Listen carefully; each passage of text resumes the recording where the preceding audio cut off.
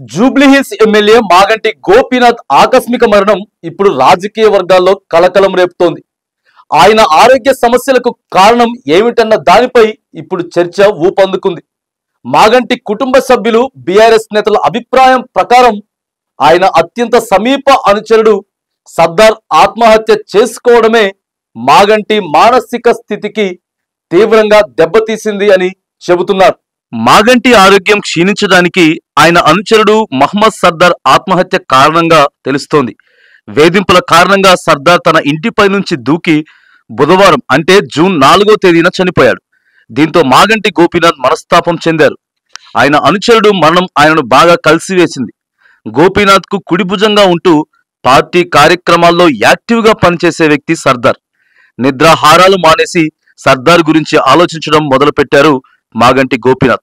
ఈ నేపథ్యంలో గురువారం మహమ్మద్ సర్దార్ అంతిమయాత్రలో కూడా పాల్గొన్నారు. అప్పటికే ఆయనకు కిడ్నీ సమస్య కూడా ఉంది. దీంతో గురువారం మాగంటి గోపీనాథ్ కి గుండెపోటు వచ్చింది. వెంటనే ఆయన కుటుంబ సభ్యులు ఏజీ హాస్పిటల్ కు తీసుకువెళ్లారు. ఇక సర్దార్ ఆత్మహత్యకు గల కారణాలు ఒకసారి చూస్తే 100 గజాల స్థలంలో G+1 ఇంట్లో నివాసం ఉండేవారు ఆయన. సర్దార్ చేసే మంచి పనులకు భార్య సమీనా తోడై నిలిచింది. ఈ దంపతులకు 3 ఏళ్ల వయసున్న కుమారుడు సఫాన్, 7 ఏడాదిన్నర కుమార్తె షిఫా ఉన్నారు. అతని తల్లిదండ్రులు, తమ్ముడు కూడా ఆ ఇంట్లోనే ఉండేవారు.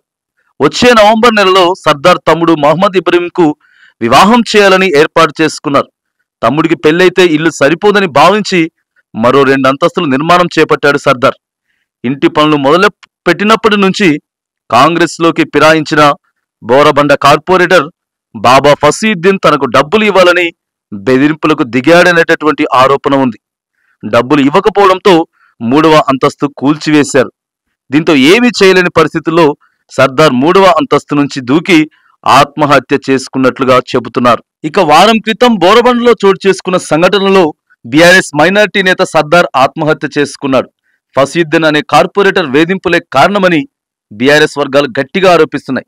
దీనిపై పోలీసులు ఎఫ్ఐఆర్ నమోదు చేసిన చర్యలు తీసుకోలేదని ఆరోపణలు వినిపిస్తున్నాయి. ఈ నేపథ్యంలో బీఆర్ఎస్ నేతల అభిప్రాయం ప్రకారం చూస్తే కాంగ్రెస్ పార్టీలో చేరిన తర్వాత ఫసీయుద్దీన్ ఉద్దేశపూర్వకంగా సర్దార్ను టార్గెట్ చేశాడని, అదే మాగంటిని మానసికంగా దెబ్బతీసే దిశగా జరిగిపోయిందని అంటున్నారు. ఈ వ్యవహారం పైన పోలీసులు ఇప్పటికైనా సరైన స్పందన ఇవ్వకపోవడంతో బీఆర్ఎస్ నేతలు ఆగ్రహం వ్యక్తం చేస్తున్నారు. ఇక కూకట్పల్లి ఎమ్మెల్యే మాధవరం కృష్ణారావుకు మాగంటి పలుసార్లు ఫోన్ చేసి సమస్యను కూడా వివరించినప్పటికీ న్యాయం జరగలేదని వాపోతున్నారు. ఈ వ్యవహారాన్ని తమ ప్రభుత్వం అధికారంలోకి వచ్చిన తర్వాత సీరియస్ గా తీసుకుంటామని బీఆర్ఎస్ నేతలు కూడా హెచ్చరిస్తున్నారు. అంతేకాదు మరోవైపు బోరబండ గులాబీ పార్టీ నాయకుడు సర్దార్ మృతి నేపథ్యంలో గోపీనాథ్ తీవ్ర మనస్తాపానికి గురయ్యారని ఆవేదన వ్యక్తం చేశారు దాసోజు శ్రవణ్.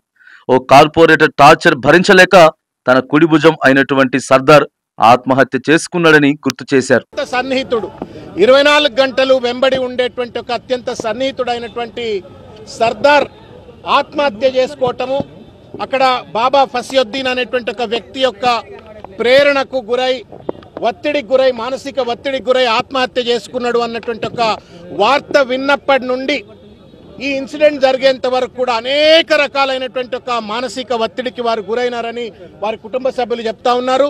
తినమంటే తినకుండా, నిద్రపోకుండా ఎప్పుడు సర్దార్నే తలుచుకుంటూ నా కుడి భుజం పోయింది అని చెప్పని బాధపడ్డాడు అని చెప్పని వాళ్ళ కుటుంబ సభ్యులు చెప్తా ఉన్నారు. అప్పటి నుంచి గోపీనాథ్ తీవ్ర ఆందోళనలో ఉన్నారని కుటుంబ సభ్యులు తెలిపినట్లు మీడియా ముందుకు వచ్చి స్పష్టం చేశారు దాసోజు శ్రవణ్.